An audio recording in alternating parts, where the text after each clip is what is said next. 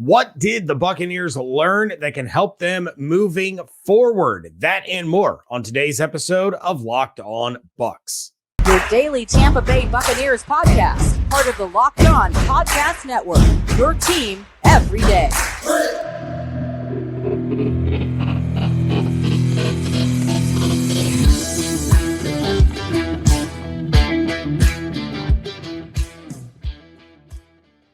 What's up, and welcome into this WTSP Wednesday episode of Locked On Bucs, your daily podcast covering the Tampa Bay Buccaneers, part of the Locked On Podcast Network, your team every day. We want to thank you for making Locked On Bucs your first listener view every single day. Don't forget you can subscribe or follow for free on YouTube or wherever you get your podcasts. And of course, you can follow everything on Twitter. I am James Yarcho at JYarcho_Bucs, finally reunited with my buddy Evan Klosky at eKlosky WTSP. I am the deputy editor of SB Nation's BucsNation.com.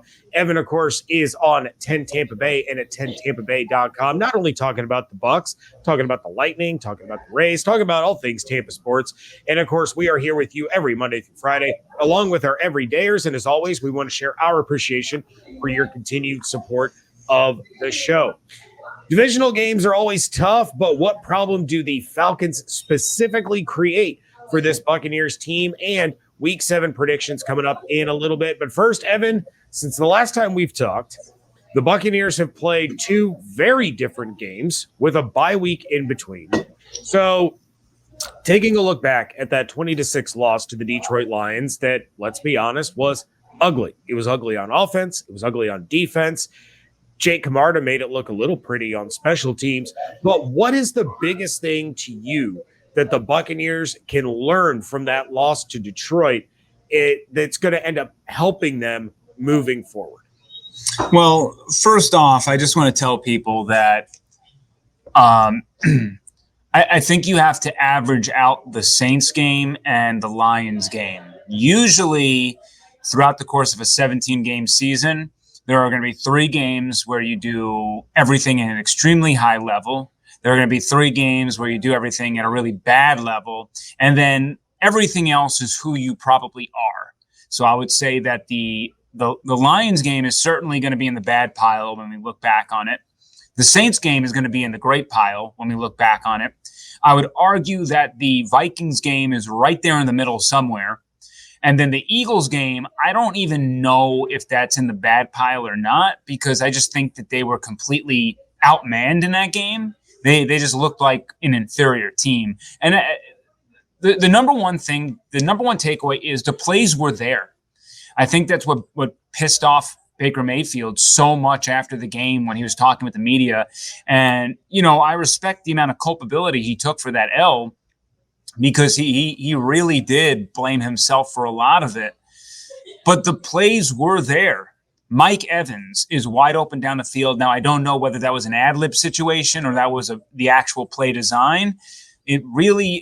Baker's footwork is weird. It seems to me that he was expecting to throw it to him right away. Certainly the safety for the Lions thought it was getting thrown to him right away. And then all of a sudden Evans took off and he was 15 yards free. For what would have at least been him down at the 5. I don't know. I mean, he's been caught before, but it was going to be a monster. And not only do you not get that, which would have at minimum given you 3 points, but then you give them 3 points. So that's a 6-point swing right there because of the interception. Missed Trey Palmer for a touchdown, deep, wide open. Missed Trey Palmer, which would have put them on like the 20 or the 15 for another explosive. And then also, even at the end, missed Chris Godwin in the end zone wide open. He threw it in the dirt, which, would have given you a chance to at least get an onside kick to maybe come back. I've seen crazier things happen in the sport. So, the offense, at least the passing offense, was not as bad as it looked. You just got to execute. And Baker can't afford games like that. I'm not here calling for Baker Mayfield. I think some people are absolutely ridiculous. Like literally 2 weeks ago, he's the comeback player of the week, and now people want to get rid of him. Like he had a bad game, So that happens. Tom Brady had a lot of bad games last year. And And in his career, like clunkers happen to the best of them. Baker can't do that consistently, don't get me wrong, but I'm going to give him the benefit of the break for a week because that was the worst we have seen him play in a Buccaneers uniform. Yeah. And it's not even close. Not even close. The rushing offense was never going to be a thing against Detroit. They were number 2 in the league. I think opponents were averaging like 66 yards on the ground against them before the game started. And with how bad the rushing attack is for the Buccaneers, like you never thought that was going to be a thing. At some point, Dave Canales has to learn when to peel off the rushing game, or better yet, when to utilize your passing game to help the run game, not the run game helping the passing game. It can work both ways. And I think he sees it one way linearly and he doesn't see it the other way. So that was the worst game that he's play called by far, which is sad coming off a bye. So you had the worst game from Baker. You had the worst play calling game from Dave Canales. Way too predictable. And defensively, I thought they get a C from me. So for me, the number one thing that I'm really most impressed with the Bucs is that they prevent touchdowns in the red zone. They really do kind of bend, don't break. But we saw the old Todd Bowles on Sunday with those 3rd and longs. That was a constant last year. And Detroit had him pinned. So, the Buccaneers went 2 of 12 on 3rd. The Lions went 9 of 16. Usually, for the first month of the season, those numbers have been reversed. The Buccaneers have been crushing opponents. So the biggest takeaway is we're not that bad. Whatever we did on Sunday, flush it. Because I don't think that loss was because of talent as much as people want to make it out to be that. Don't get me wrong. The Lions never once stubbed their own toe. What a disciplined, hard-nosed football team. The Buccaneers could have beaten them, but to beat them, you have to elevate your game, and you can't make mistakes like missing open receivers and throwing in and losing the turnover battle. So they didn't play well enough to beat the Lions. I think they can beat the Lions, but there was a lot of good in the midst of just some horrific execution things. And let's see how they perform against the Falcons before we make grandiose takes. Really happy with Kalijah Kancey. Yeah. I've stated this before many a times. I think all of us have. Kancey and Vita Vea are a problem. Kancey told me after the game, this still felt like a preseason game to him. He's still going through a preseason. I'm wondering what it's going to look like when he feels 100% comfortable out there, right, and he gets some games under his belt. You got to remember, this guy had like 1 week of training camp practice, and then he practiced a day and a half leading up to the Vikings game and played 11 snaps. Went back to practice for the first time leading into the Lions game. Like, this is raw talent. Like, this isn't even polished yet. So I think that's why you're seeing a lot of single high looks from Bowles. I think when Vea and Kancey are in there, I think he's like, we can do some things, right? We can finally generate some interior pressure. And the rushing game is also going to be stout with that. On the flip side, Greg Gaines and Logan Hall are a huge liability when you have to give them a blow. I would love Greg Gaines as my 4th defensive tackle. And right now, Logan Hall is, you have to play him, but like, he's not good. I don't know how else to say it. And I'm just being as honest as possible. After a year and a half now, close to a half, he's got a couple more games before we get to that. Starting to lose faith that he's going to be able to figure it out. He might be stuck in tweener hell. Too big to be a linebacker and just too small to be a defensive tackle. And that was the fear coming out of college. He's an athletic freak, but athleticism can only get you so far, and I haven't seen him evolve in the trenches enough. And teams are exploiting when Vea is given time off the field, they're attacking deep because they know they're going to have some time in the pocket and they have less worries. So, yeah, I mean, well, in the offseason, we're going to get to how they need I don't know if they need to address it in the draft. They might be able to get through another year, but they're going to need another defensive tackle, or they're just going to have to pray that in year 3, Logan Hall has a click and puts on another 15 pounds. Yeah, it certainly there are some question marks there, but the Buccaneers are 3-2. They're still in first place in the NFC South, and they can get a bigger lead over at least one team in the division. Turning the page to the Falcons game next on Locked On Bucs, part of the Locked On Podcast Network, your team every day. Our partners at eBay Motors have teamed up with Locked On Fantasy Football host Vinny Iyer to bring you some of the best fantasy picks each week, all season long. Whether you're prepping for a daily draft or scouting the waiver wire, every week we're going to provide you players that are guaranteed to fit on your roster. So let's see who Vinny has picked out for us in this week's eBay's Guaranteed Fit Fantasy Pick of the Week. Drake London is starting to show why the Falcons drafted him first among the many talented receivers in the 2022 draft and why he was a hot sleeper in 2023 fantasy drafts. London has found his groove in the offense with Desmond Ridder. In the past 2 weeks, he has caught 15 of his 21 targets for 203 yards. He draws another good spot in week 7 against the Buccaneers, who have struggled to contain teams' number 1 wide receivers. London is guaranteed to keep bringing the pleasing production with great matchups ahead against the Titans, Vikings, and Cardinals before a week 11 bye. Vinny Iyer from Locked On Fantasy Football is going to help you win your fantasy championship, and eBay Motors knows a championship team is about each player being a perfect fit. Same with your vehicle. With over 122 million parts for your number 1 ride or die, you can make sure your ride stays running smoothly. Brake kits, LED headlights, roof rack, bumpers, whatever your baby needs, eBay Motors has it. And with eBay Guaranteed Fit, it's guaranteed to fit your ride the first time, every time, or your money back. Plus, at these prices, you are burning rubber, not cash. I got myself a full set of rotors and brakes for my car and saved a lot of stress with the Guaranteed Fit over at eBay Motors. So keep your ride or die alive at ebaymotors.com. eBay Guaranteed Fit, only available to U.S. customers. Eligible items only. Exclusions apply. Thank you again for making Locked On Bucs first listener view every single day. Football season is here, and Locked On is kicking up our coverage with Locked On NFL Kickoff Live.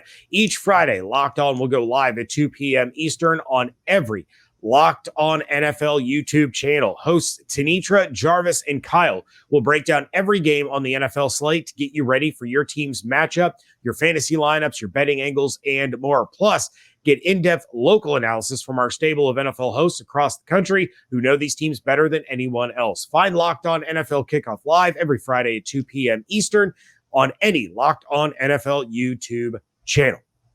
The Lions game, the throwbacks, all of it, it's in the rearview mirror. It's done. It's over. The Bucs have turned their attention to stepping back into Ray J to take on the Atlanta Falcons, who are coming off a loss against the Washington Commanders. The Bucs are still 3-2. Their 2 losses are against teams with a combined record of 10-2, just, for sake of argument. The Falcons, more specifically Desmond Ridder, haven't really looked all that great. But as we saw this past week with the Jets, the Browns, even the Giants to a certain extent, it's an any given Sunday league. And with divisional games, you can usually throw records out the window. So, Evan, what unique problems do the Falcons create in a matchup against the Buccaneers? Defensively, this matchup is gonna come down to the Buccaneers offense versus the Atlanta defense.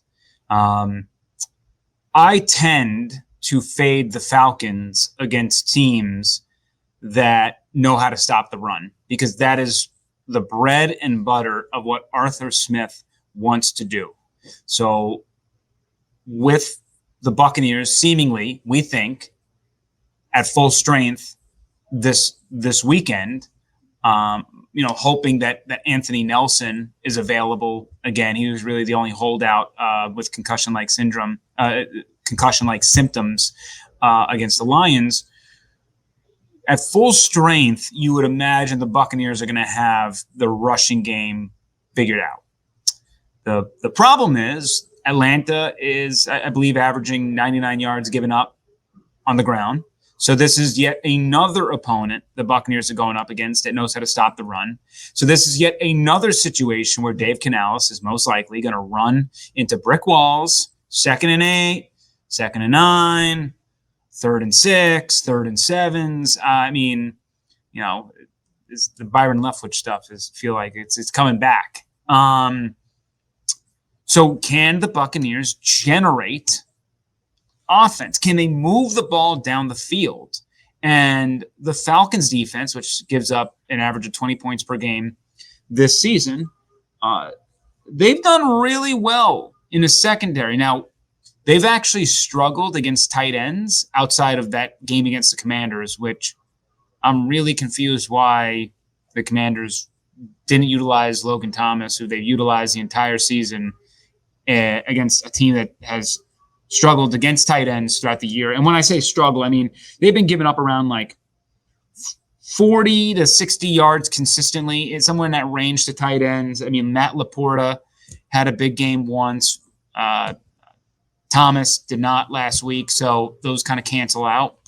But the receptions I see from teams have been from the tight end. The Bucs don't really do that. So then I look at the receivers, and just all receivers, this tight ends included. 1, 2, 3, 4. They have given up more than 80 yards to 4 players total.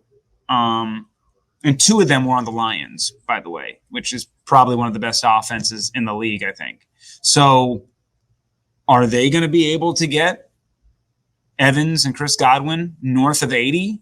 Or is this going to be like Evans and Godwin are at 65, 60, and then you're going to have Trey Palmer for a couple and Otten for a couple and Tompkins for a couple. So I'm a little interested how Dave Canales is going to attack this Falcons defense, because that is their strength and the Buccaneers offense is certainly their weakness. So, yeah, I'm very curious how they can get Mike Evans going, because he's had the Eagles game and the Lions game were absolutely terrible. The Vikings game was good. I'd give him like a B. He showed up, made some big plays. And then obviously the Bears game was an A+. That's, but we're falling into this. And then the Saints game is a wash. He got injured. He was looking good at the gates, but yeah, he really was. We're falling victim now to this Mike Evans thing where he's going to pop off a couple of times this season. He's going to have like 3 tutties, 180 yards in a game or two. And then there are going to be just a handful of no-shows. And then somewhere in the middle, you get your like 5 for 65s. But, Mike has to be better. You are a leader. You are making the most money on this team. One of the guys who makes the most money on this team. You're in a contract year. You can ill afford to have drops. He knows that. Yeah, and it's become a problem over the course. And they're on big downs. I mean, these are notable drops. Right. These aren't like just some first and 10 like out routes and curls for 3 or 4 yards. I mean, these are like 3rd and 13s.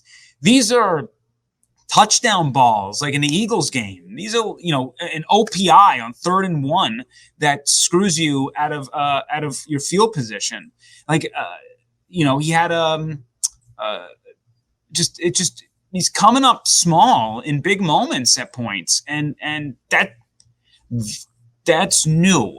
Drops are not new for Mike Evans, but the drops being at such pivotal moments, at least through 4 weeks for him, it just not good enough. he holds himself to a high standard. I've been on record. A lot of Bucs fans are on record of saying this man deserves to be in the Hall of Fame. So, I think he can handle a little bit of criticism right now, right? This isn't Devin Tompkins dropping balls in clutch moments. There would be one thing, but Mike, you have a long history here of success. You are that guy. You are one of the best in the National Football League at what you do. You should be making these catches in your sleep. I can make these catches. So, not the Eagles failed touchdown one. I wouldn't catch that one, but at least the third and long drop. It hits you right in both hands. Yeah. So that stuff compounds itself, right? So Baker can't get going and then he makes a great throw and then boom, you drop it. And then it feels like Baker stinks more than he really does, even though he had a horrific game, but that stuff snowballs, right? And you can't get a drive going.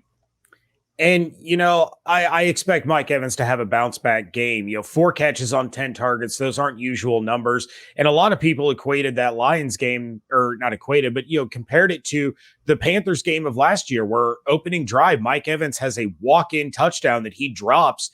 And then everything snowballed from there in a very, very bad way. Yeah. I think that was a little bit more egregious, that Panthers. That was, that might be one of the worst games I've ever seen him play. But they were talking about the interception where you're looking at what should have been almost a walk-in touchdown to a wide open Mike Evans. That play goes awry and it snowballs from there. So that one is that was the start of it. Yeah, that was the start. So that was the first. That one wasn't on Mike. That one was on Baker, and then Mike contributed later in the game. But yeah, I see for sure. Negative energy leads to negative things. That's just what it happens. If Mike Evans and Chris Godwin are combining for 17 targets against the Atlanta Falcons, I like the Bucs' chances and I like Mike Evans' chances for a big bounce back week. But finally, we have to get back to those weekly predictions that our listeners have missed from Mr. Evan Klosky for a couple of weeks. Who will be Evan's player of the game and who wins Sunday's game? That is coming up here in just a moment on Locked On Bucs. This show is sponsored by BetterHelp. Do you ever feel like your brain is getting in its own way? Like what you should do, what's good for you, but you just can't do it? I found myself in numerous situations throughout my life where I needed someone that I could sit down and talk to about what was going on in my life, but was able to give me a perspective that I may not have thought about before. And it wasn't just someone telling me what I wanted to hear, like what would happen if I sat down with friends or family. That's why seeking out a therapist helped me get to where I needed to go. Therapy helps you figure out what's holding you back so you can work for yourself instead of against yourself. If you're thinking of starting therapy, give BetterHelp a try. It's entirely online, designed to be convenient, flexible, suited to your schedule. Just fill out a brief questionnaire and get matched with a licensed therapist, and you can switch therapists at any time for no additional charge. Make your brain your friend with BetterHelp. Visit BetterHelp.com/lockedon and get 10% off your first month. That's BetterHelp, HELP.com/lockedon.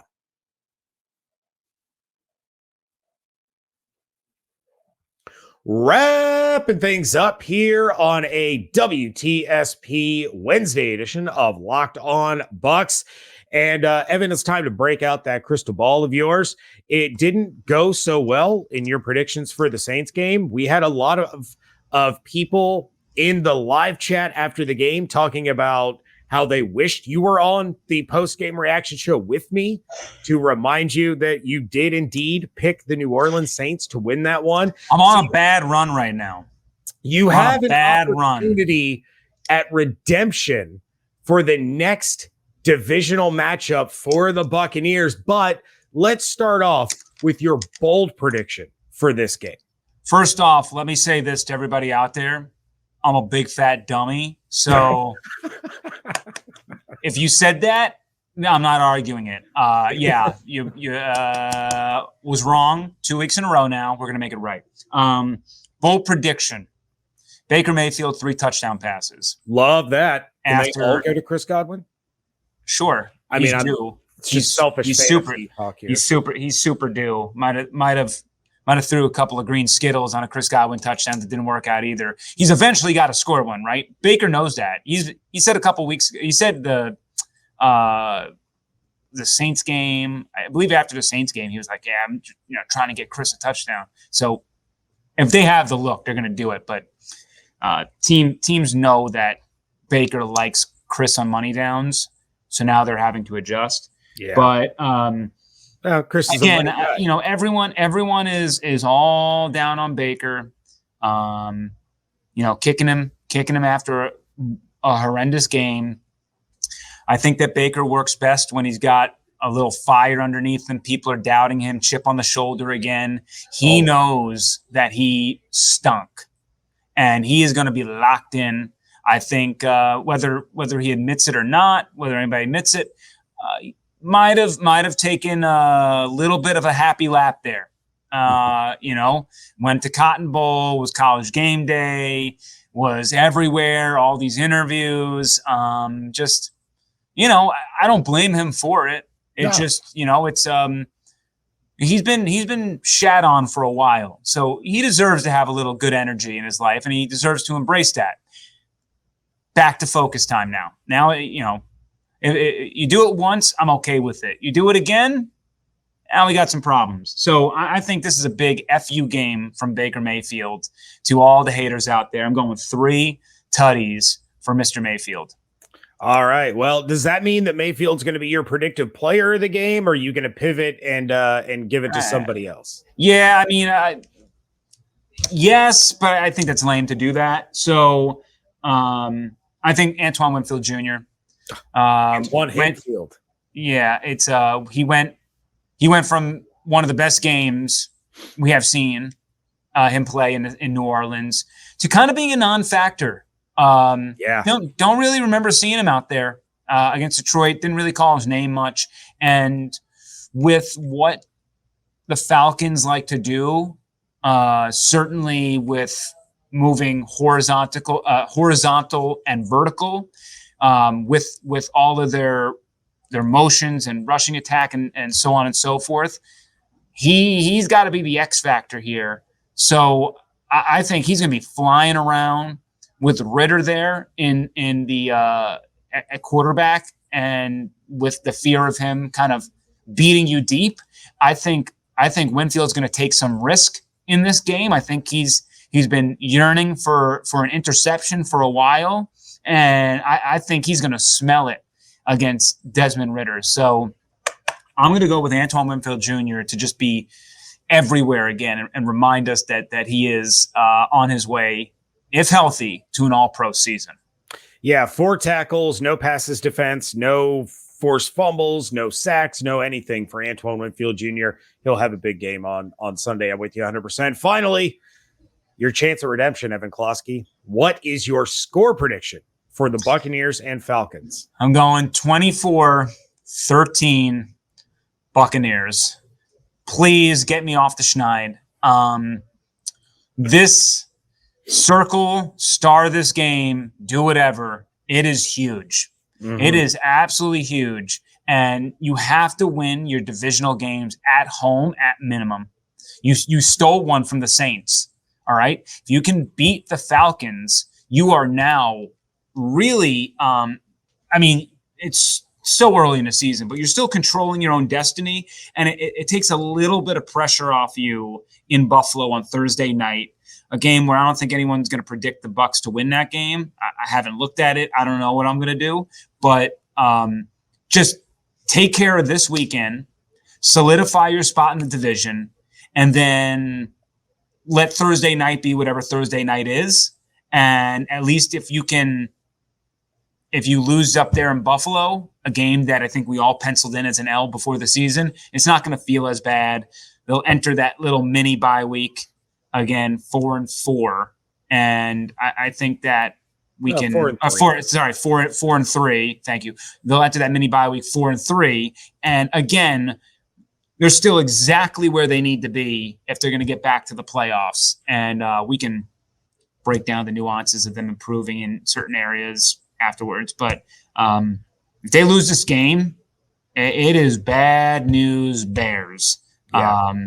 going to Buffalo, especially for a squad that is fully healthy. Like, you cannot be losing this game after you knocked off the rust to a team that's been horrific offensively and is on a little bit of a schneid as well. So you gotta get it done. So I think the people in the building know that. I think the Lions game brought them back down to earth, humbled them a little bit, and they'll come out with the right attitude.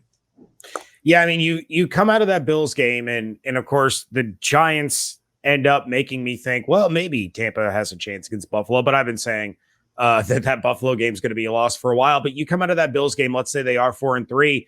Now the upcoming stretch, all kinds of winnable games at the Texans, who have looked far better than expected. That game is not going to be fun. You're at Houston, then you got the Titans, then you're at the 49ers, but then you're facing the Gardner Minshew Colts, you're facing the Carolina Panthers, you get the Falcons again. A lot of really winnable games in that stretch. So 4-3, while it may be kind of meh, you go into that stretch, you're looking at possibly being able to rattle off 4 out of 5. And now all of a sudden you're sitting at 8-4, and you're real pretty, pretty.